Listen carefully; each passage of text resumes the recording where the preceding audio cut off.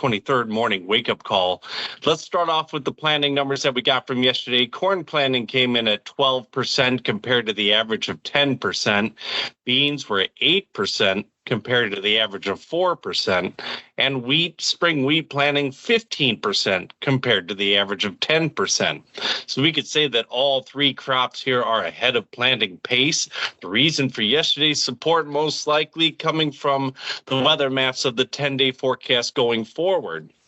There are regular active rains for right down the line. You'd say Minnesota, Iowa, Missouri, Illinois, Indiana, Wisconsin, Ohio, and those are regular off and on rains for the next 10 days. That added some support here to the market yesterday.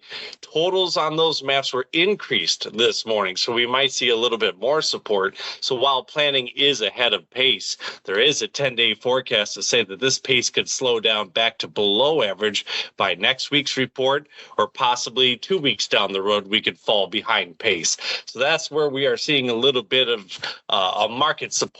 Now, the rains are not so heavy that they're a major concern, but two factors we want to remember going forward for spring and even into summer is the fact that funds are aggressively short corn. They're at 82% of a record short in corn.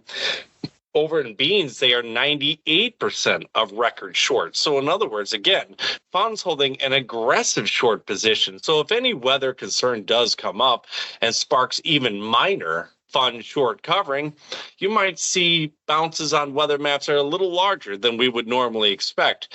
One last factor that also adds to that is that with the aggressive cash selling we've seen here over the last few weeks, there's also less producer cash selling resistance to be expected on weather-related bounces. So we'll keep the eye on weather maps, but just know that, like yesterday, even a minor weather concern might cause a little bit larger of a market bounce than we would normally expect.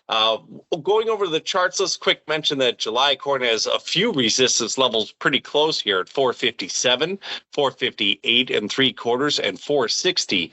Beans don't have nearly as much short-term chart resistance. July, we would expect resistance around the $12 to $12.25 area, so a little bit more open chart room on the beans than the corn. Lastly, let's talk about one more thing here in wheat. Good to excellent ratings on hard red winter wheat fell 5% to 50% good to excellent. It was pretty clear by trade yesterday in wheat how aggressively higher it was that they were expecting a lower good to excellent rating, but maybe not a full 5% drop. So we could see a little bit more support in the wheat here this morning from that aggressive good to excellent drop. Weather for that area does offer light rains, but there's nothing significant if you go that far west out to the main hard red winter wheat areas. Lastly, now let's switch over to cattle. An aggressive bounce here yesterday. A lower than expected placements number from Friday's Cattle on Feed report.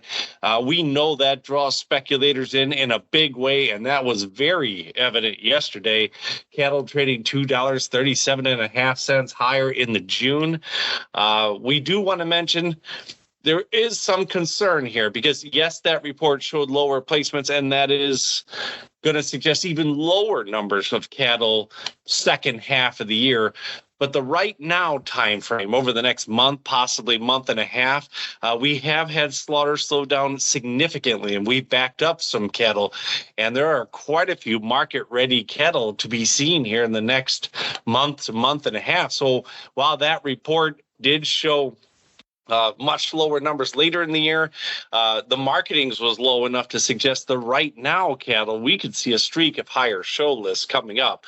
For this week in particular, box beef was up a fraction, takes packer profits up near $5. Solid number, but not great.